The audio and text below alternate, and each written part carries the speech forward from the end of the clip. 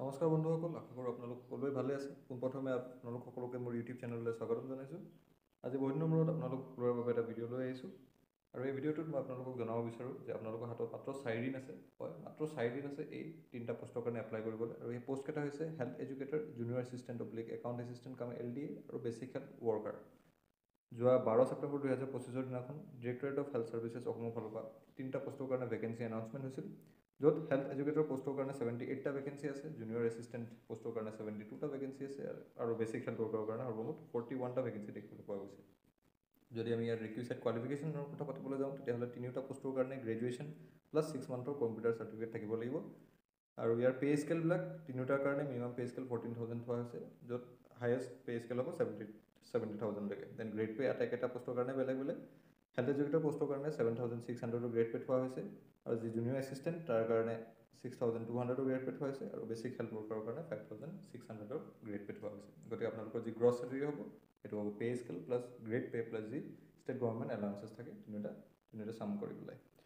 আৰু বাকী যদি আমি আদাৰ নেচেচেৰী এলিজিবিলিটি ক্ৰাইটেৰিয়া চাব যাওঁ বা ৰিকুৱাৰমেণ্ট চাব যাওঁ, তেতিয়াহ'লে এমপ্লয়মেণ্ট এক্সচেঞ্জ চাৰ্টিফিকেট থকাটো খুব দৰকাৰ। গতিকে যিসকল কেণ্ডিডেট থাকিব তেখেতসকলৰ ৰেচপেক্টিভ ডিষ্ট্ৰিক্টৰ যি এমপ্লয়মেণ্ট এক্সচেঞ্জ অফিচ আছে তাৰ একোখনকৈ এমপ্লয়মেণ্ট এক্সচেঞ্জ চাৰ্টিফিকেট প্ৰডিউচ কৰিব লাগিব।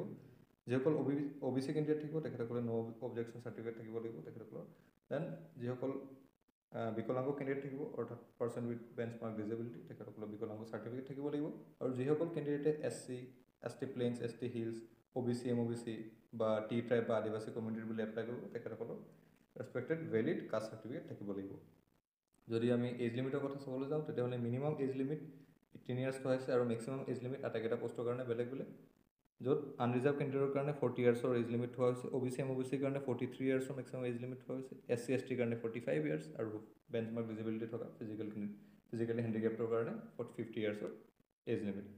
আৰু ইয়াৰ আটাইতকৈ ভাল কথাটো হৈছে যে আপোনালোকৰ কোনো ধৰণৰ এপ্লিকেশ্যন ফিজ দিব নালাগে। ইয়াৰ বাবে ইয়াৰ যি চিলেকশ্যন প্ৰচেছ হ'ব বা ফাৰ্ডাৰ ৰিক্ৰুইটমেণ্ট ডিটেইলছ থাকিব, এইবিলাক ডিৰেক্টৰেট অফ হেল্থ ছাৰ্ভিচেছে তেখেতসকলৰ যি অফিচিয়েল ৱেবছাইট আছে www.dhs.assam.gov.in, তাত পাছত আপোনালোকক নটিফাই কৰি দিব। গতিকে এই ভিডিঅ'টোত মই যিমানখিনি ইম্পৰ্টেণ্ট ইনফৰ্মেশ্যন থাকে সেই গোটেইখিনি দিছোঁ।